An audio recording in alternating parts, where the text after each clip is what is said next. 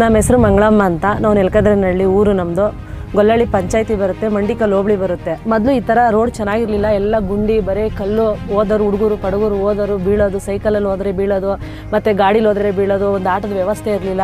ಬೆಳಗ್ಗೆ 9 ಗಂಟೆ ಬಸ್ ಹೋದ್ರೆ ತಿರ್ಗಿ ಸಾಯಂಕಾಲ ಆಲ್ಟ್ ಗಾಡಿ, 11 ಗಂಟೆ ಬಸ್ ಬಂದರೆ ಬರ್ತು, ಇಲ್ಲಾಂದರೆ ಬರಲಿಲ್ಲ ಇರ್ತಿಲ್ಲ. ರೋಡ್ ನೋಡಿ ಯಾರು ಇಲ್ಲಿ ಈ ಕಡೆ ಬರ್ತಾ ಇರಲಿಲ್ಲ. ರೋಡ್ ಆದಮೇಲೆ ಆಟೋ ಬರುತ್ತೆ, 11 ಗಂಟೆ ಬಸ್ ಬರುತ್ತೆ, 5 ಗಂಟೆ ಬಸ್ ಬರುತ್ತೆ. ನಮ್ಗೆ ತುಂಬಾ ಉಪಯೋಗ ಮಾಡಿಕೊಟ್ಟಿದ್ದಾರೆ ಸುಧಾಕರ್ ಸರ್ ಅವರು. ಈ ಥರ ಪ್ರತಿಯೊಂದು, ಇದೊಂದೇ ಅಂತಲ್ಲ, ಇದು ಹಳ್ಳಿ ಊರು ಬೆಟ್ಟು ಸಾಲು ಅಂತಲ್ಲ, ಪ್ರತಿಯೊಂದು ಈ ಊರಲ್ಲೇ ಬಂದರೆ ಪ್ರತಿಯೊಂದು ಸಿಮೆಂಟ್ ರೋಡ್ ಆಗಿದೆ. ಮತ್ತು ಪ್ರತಿಯೊಂದು ಹಳ್ಳಿಗೂ ಗಲ್ಲಿಗೂ ಮತ್ತು ಇದು ಚಿಕ್ಕಬಳ್ಳಾಪುರದಲ್ಲಿ ಜಿಲ್ಲೆಯಲ್ಲಿ ಯಾವ ಥರ ರೋಡ್ ಇದೆಯೋ ಆ ಥರ ರೋಡ್ ಮಾಡಿಕೊಟ್ಟಿದ್ದಾರೆ. ಮತ್ತು ಅವ್ರಿಗೆ ಗೆಲ್ಲಿ ಬರಲೇಬೇಕು. ನಮಗೆ ನಮ್ಮ ಸಪೋರ್ಟ್ ಎಲ್ಲ ಅವ್ರಿಗೆ ಇರುತ್ತೆ. ಹೋದ ಸಲ 30,000 ಓಟಿಂದ ಗೆಲ್ಸಿದ, ಈ ಸಲ ಪ್ರತಿಯೊಂದು ಈ ಥರ ಹಳ್ಳಿ ಮೂಲೆಯಿಂದ ನಾವು ಬೇಕಾದ್ರೆ ಗ್ಯಾರಂಟಿ ಕೊಡ್ತೀವಿ. 50,000 ಲೀಡ್ ಓಟಿಂದ ಗೆಲ್ಲೇಬೇಕು ಅವರು. ನನ್ನ ಬೆಂಬಲ ಸುಧಾಕರ್ ಅವ್ರಿಗೆ.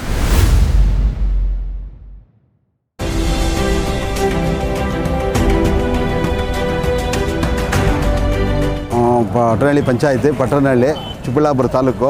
ನಾವೊಂದು 15-20 ವರ್ಷದಿಂದ ಹೂವು ಬೆಳೀತಾ ಇದ್ದೀವಿ. ಮುಂಚೆ 3 ವರ್ಷದಿಂದ ಬರೀ 35 ಅಂಗಡಿ ಇದ್ವು.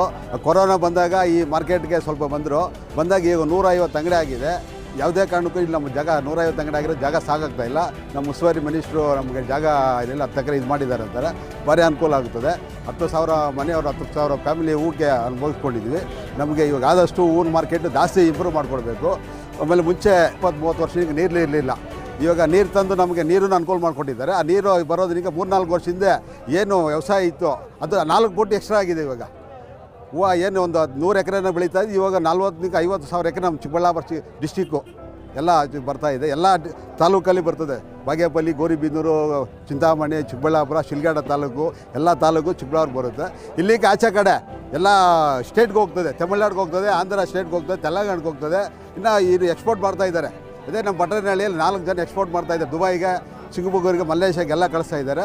ಎಲ್ಲ ವ್ಯಾಪಾರಸ್ಥರು ನಮ್ಮ ಚಿಕ್ಕಬಳ್ಳಾಪುರಲ್ಲಿ ಹೂವು ಬರುತ್ತೆ. ಎಲ್ಲ ಥರದ್ದು ಸಿಗ್ತದೆ. ಬೆಂಗಳೂರಲ್ಲಿ ಏನು ಸಿಗ್ತದೆ ಅಷ್ಟು ಪಟ್ಟು ನಮ್ಮ ಚಿಕ್ಕಬಳ್ಳಾಪುರ ಮಾರ್ಕೆಟಲ್ಲಿ ಸಿಗ್ತದೆ. ಮಾರ್ಕೆಟ್ ಯಾವುದೇ ಕಾರಣಕ್ಕೂ ಇವಾಗ ಸಾಕಾಗ್ತಾ ಇಲ್ಲ. ವಾರ ಅದ್ರ ತಕ್ಕಂಗೆ ಮಾರ್ಕೆಟು ಮಾಡಿಕೊಡ್ಬೇಕು ನಮ್ಗೆ. ನಮ್ಮ ಏನಿದ್ದಾರೆ ಉಸ್ತುವಾರಿ ಮಿನಿಸ್ಟ್ರು ಅದನ್ನು ಗಮನಿಸಿ ಇವಾಗ ಹೇಳಿದ್ದಾರೆ, ಮನೆ ಬಜೆಟಲ್ಲಿ ಹೇಳಿದ್ದಾರೆ ಅದು ಮಾರ್ಕೆಟ್ ಬೇಕಾದ ಅದನ್ನು ಆದಷ್ಟು ಬೇಗ ಒಂದು 6-7 ತಿಂಗಳಲ್ಲಿ 1 ವರ್ಷ ಒಳಗೆ ಬೇಗ ಮಾಡಿಕೊಟ್ರೆ ನಮ್ಗೆ ರೈತರಿಗೆ ಭಾರಿ ಅನುಕೂಲ ಆಗುತ್ತೆ.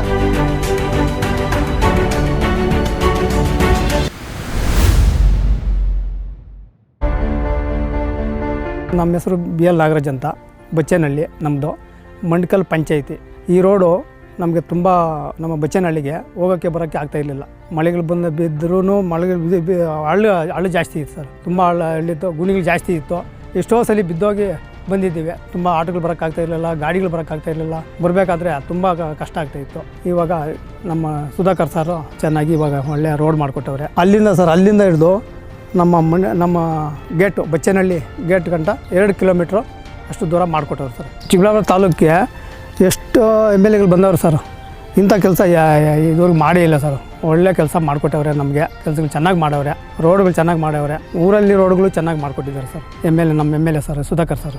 ನಮ್ಮ ಮತ ಸುಧಾಕರ್ ಅವ್ರಿಗೆ.